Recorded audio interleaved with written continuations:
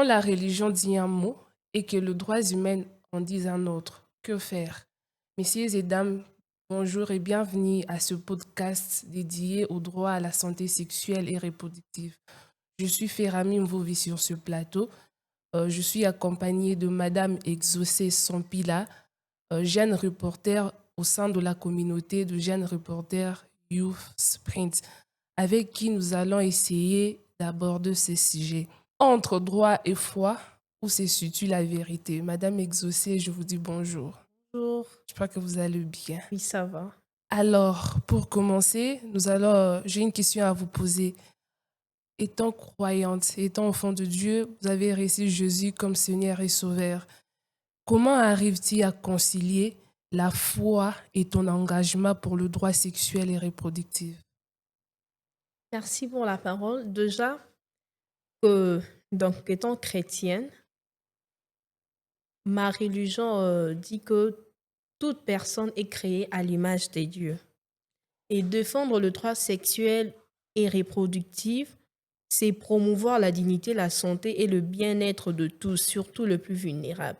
Même Jésus qui s'est donné en sacrifice pour nous, il a mis donc, en avant l'amour et la dignité et aussi la miséricorde qui lui a poussé à ne pas juger les gens, mais à accompagner plutôt. Et avez-vous déjà été critiquée ou mal comprise dans votre milieu religieux à cause de votre engagement? Et si c'est oui, comment vous gérez cela? En tout cas, c'est à plusieurs reprises. Déjà que je me rappelle une fois, je revenais d'une sensibilisation. Ok. Et par hasard, dans mon sac, il y avait de préservatifs et tout ça là. Et j'ai ouvert mon sac comme ça. Et il y a une dame à côté de moi qui m'a regardée. Je me suis dit, hey, qu'est-ce qu'elle a pensé de moi? Et c'est après que je constatais, en tout cas là, il a parlé de moi en disant, ah, Bongo, elle est venue à l'église et apporter le préservatif avec elle. En tout cas, ça m'avait un peu stigmatisée. Mais bon, vu que je suis activiste, j'ai un peu bafoulé ça, mais je me suis dit au moins, si c'était peut-être une autre personne, donc elle allait se sentir lésée et, et peut-être abandonner aussi cet engagement étant activiste sur terrain et dire que non, c'est d'abord ma foi avant toute chose. Donc vous vous sentez à l'aise de parler avortement, de le défendre et puis d'aller à l'église, ça ne vous dérange en rien du tout. En tout cas, franchement et sincèrement, je me sens très à l'aise. Au début, c'était un problème parce que je me disais, ah, donc à l'église, on nous interdit de faire ça, de faire ci. Mais je constatais que le fait de ne pas faire cela et l'effet de mettre le jugement avant toute chose crée un frein. Donc, une personne qui n'a pas une connaissance sur l'avortement et par hypocrisie, elle peut faire autre chose qui peut l'amener ou soit à la mort ou dans dans de différentes maladies. Mais si au moins elle avait une connaissance sur peut-être l'avortement, sur les méthodes contraceptives, je ne crois pas que ça pourrait lui amener jusqu'à mourir ou à attraper le IST et consorts, je ne sais pas. Vous vous sentez alors prête à porter votre foi ou soit à former de filles, de femmes dans votre église sur le méthode contraceptive, sur les avortements, le faire comprendre le bon côté, le mauvais côté, les orienter à ça. Vous vous sentez prêt à le faire en collaboration avec le membre de votre église, le jeune de votre église. Je suis toujours prêt à le faire surtout. Et à l'époque, même à mon ancienne église, je lui ai parlé de ça avec mon encadreur de la jeunesse.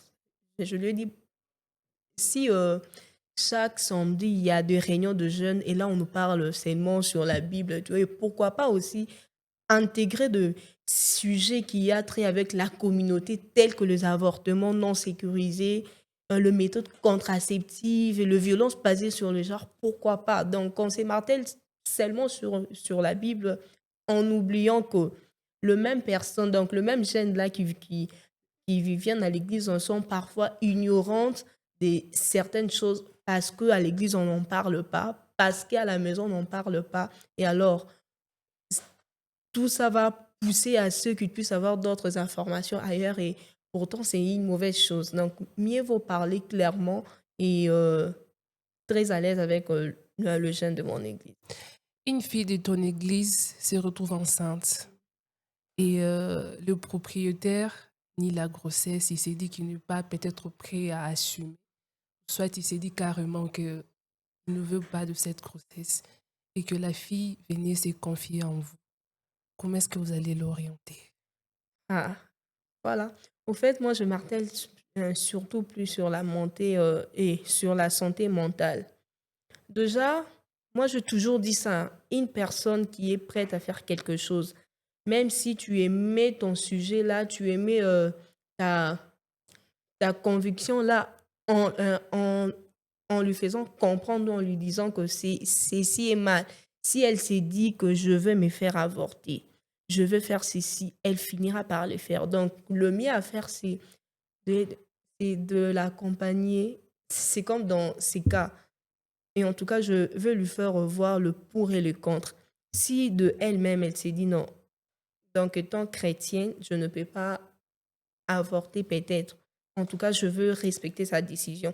Mais si elle s'est dit que, en tout cas, je ne peux pas mettre au monde, je ne peux pas avorter, vu la communauté, vu la maison, on va parler en Le famille et tout, préjugé, voilà, le l'école. préjugé, la stigmatisation, je vais l'accompagner en tout cas, sans honte, Ok, alors vous pensez qu'on peut concilier la foi tout en respectant aussi le droit?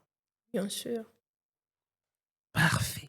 Alors, quel message aimeriez-vous adresser aux jeunes croyants qui hésitent de parler de ces sujets par peur d'être jugés?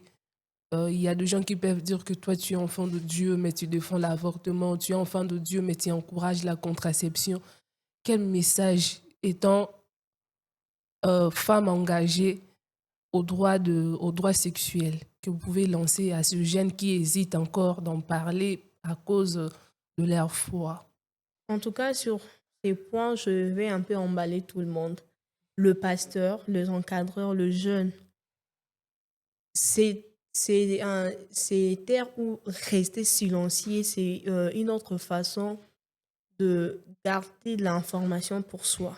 Pourquoi pas accompagner et aussi parler en toute liberté et en toute confiance pendant que nous, pasteurs et pasteurs, savent euh, toute la vérité sur peut-être les violences liées au genre et la contraception et tout ça là. Donc, moi, ce que je dirais à ces jeunes-là, c'est être soi.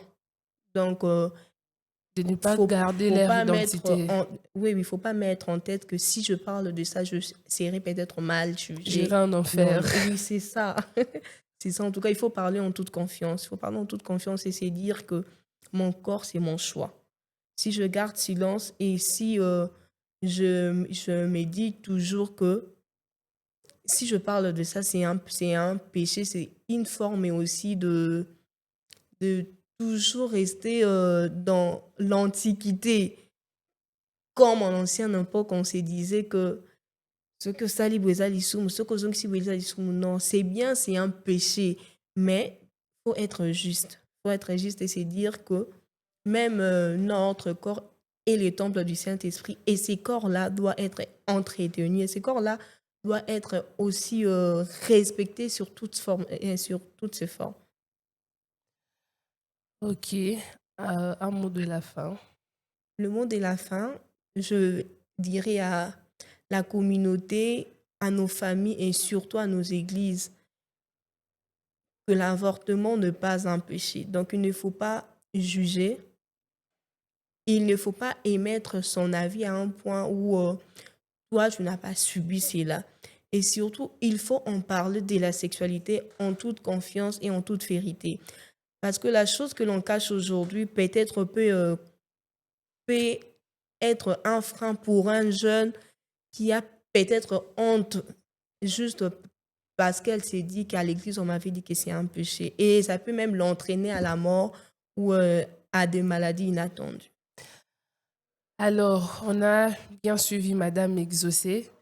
On a essayé de comprendre où se situe la vérité entre la foi et le droit. On peut conclure en disant ceci, que le droit ne sont pas faits pour remplacer la religion, mais pour protéger l'humain. Le droit est là pour protéger l'être humain parce que sans le droit, l'être humain ne saura pas bien s'orienter. Et aussi, la foi, lorsque le vécu avec amour et ouverture, peut devenir une alliée précieuse dans la défense de la dignité de la vie humaine. Comme le disaient même certains jeunes croyants rencontrés lors de nos échanges tantôt, ils disaient que je ne veux pas choisir Dieu je ne veux pas choisir entre Dieu et mes droits, je veux vivre le deux en paix. Donc, on doit choisir sa foi, on doit aussi choisir ce droit et le connaître.